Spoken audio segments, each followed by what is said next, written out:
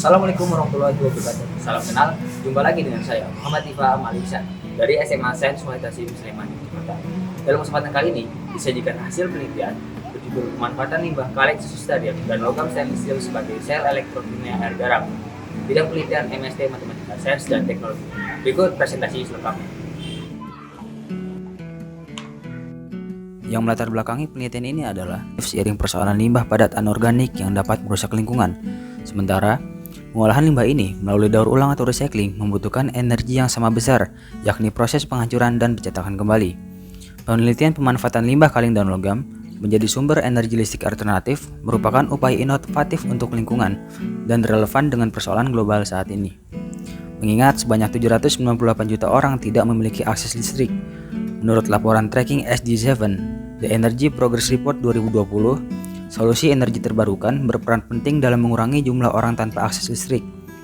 Energi listrik berbasis reaksi redoks dalam sel elektrokimia adalah salah satu opsi yang menarik sejalan dengan kebutuhan energi alternatif yang ramah lingkungan.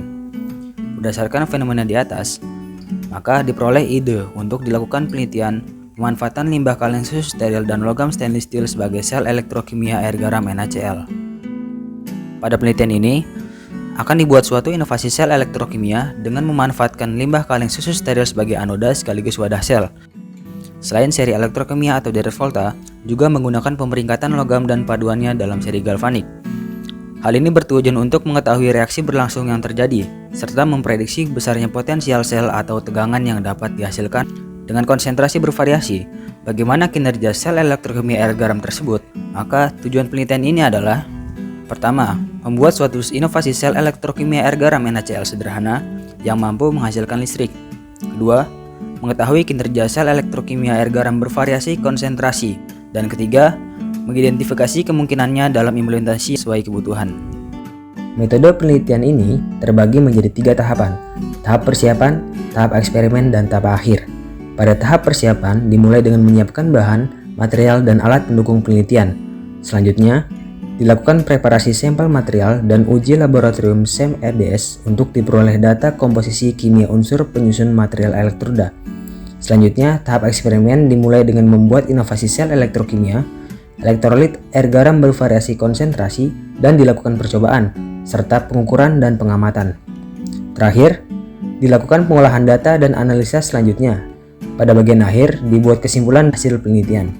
Identifikasi unsur material elektroda dilakukan dengan uji energi dispersif X-ray spectroscopy atau EDS menggunakan scanning elektron mikroskop atau SEM. Uji EDS merupakan suatu metode teknik karakterisasi untuk mengetahui jenis atom pada permukaan benda dan komposisi unsur yang terkandung pada sampel material melalui pancaran elektron yang ditembakkan mesin SEM. Pengujian ini dilakukan terhadap permukaan bagian dalam dari kaleng, sedangkan pipa stainless steel pada permukaan bagian luar. Metode identifikasi dan karakterisasi menggunakan alat teknologi SEM-EDS dipahami sebagai teknik analisa yang sesuai pada penelitian ini. Hasil pengujian SEM-EDS disajikan dalam grafik dan tabel berikut. Pada gambar di samping, terlihat grafik dan tabel komposisi kimia hasil uji SEM-EDS sampel material kaleng, di mana unsur penyusun permukaan logam kaleng adalah mangan dengan kandungan berat 4,47%. Dari komposisi tersebut dan berdasarkan referensi dipahami, bahan kaleng merupakan baja bebas timah atau tin free steel yang mendapat pelapisan mangan untuk ketahanannya terhadap korosi. Sedangkan pada pipa stainless steel terdapat kandungan unsur kromium dan nikel dengan presentasi berat masing-masing ditunjukkan pada gambar. Presentasi jumlah krom yang memadai, yakni lebih dari 12%, menjadikan logam ini memiliki ketahanan korosi yang sangat baik. Elektron mengalir dari logam kaleng menuju stainless steel melalui rangkaian eksternal. Pada anoda terjadi reaksi oksidasi, sedangkan pada katoda terjadi reaksi reduksi. Sesuai persamaan potensial sel, reaksi elektrokimia ini berlangsung spontan di mana tegangan sel dihasilkan sebesar 0,45 volt. Di dalam elektrolit, elektron mengalir dari stainless steel menuju logam kaleng karena adanya ion-ion yang memiliki gaya elektrostatik yang kuat dan bergerak bebas sehingga menjadi penghantar listrik. Aliran elektron di dalam elektrolit ini juga menyebabkan terjadinya korosi pada logam kaleng dengan melepaskan ion mangan. Pada saat bersamaan, terjadi reaksi katodik di permukaan katoda yang menghasilkan gelembung hidrogen dan menyebabkan korosi berkelanjutan di sisi anoda. Proses korosi yang terjadi ini merupakan reaksi galvanik di mana perhitungan potensial sel didapatkan berkisar antara 0,45 hingga 0,7 volt. Sesuai rancangan inovasi sel, dibuat dengan memanfaatkan limbah kaleng berlapis mangan sebagai anoda sekaligus wadah sel sebagai berikut. Sel dibuat sebanyak 5 buah dan percobaan dilakukan dengan konsentrasi elektrolit air garam bervariasi, yakni 5%, 10%, 25%, 50%, dan jenuh atau rasio lebih dari 1. Pengukuran masing-masing sel dilakukan selama 60 menit berupa tegangan dan arus menggunakan resistor 100 ohm. Hasil pengukuran sel disajikan dalam tabel dan grafik berikut ini. Hasil pengukuran sel terlihat, tegangan tercapai sesuai potensial sel antara 0,45 volt hingga 0,7 volt, kecuali pada konsentrasi jenuh dengan penurunan paling kecil dan memiliki kestabilan yang baik dibanding lainnya.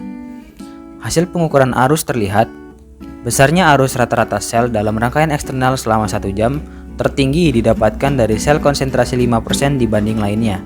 Dari grafik terlihat, besarnya energi sel atau daya total tertinggi dihasilkan oleh konsentrasi 5%. Dengan demikian, semakin besar konsentrasi garam, akan semakin rendah daya yang dihasilkan.